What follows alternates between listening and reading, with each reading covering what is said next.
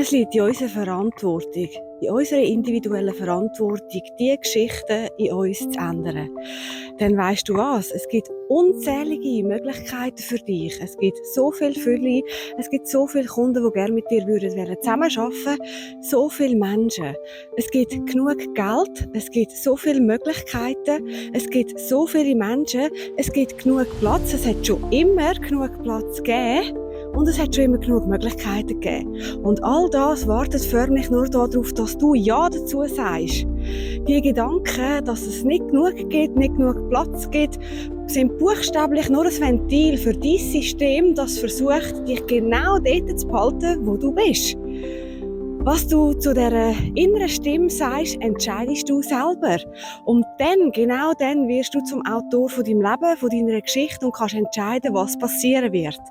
Der wichtigste Aspekt für den Erfolg von deinen Handlungen ist die Überzeugung von dem, was du machst, der Glaube an das, was du machst, die Häufigkeit, mit der du etwas machst, die Art und Weise, wie du mit dir selber redest und die Art und Weise, wie du dich selber führst.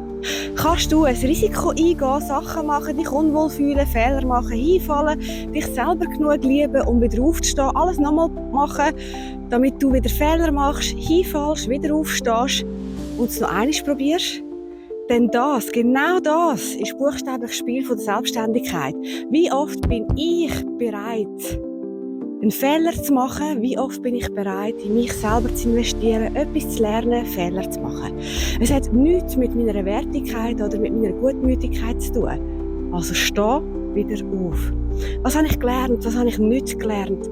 Was habe ich falsch gemacht? Was mache ich nochmal? Was würde ich nie mehr machen?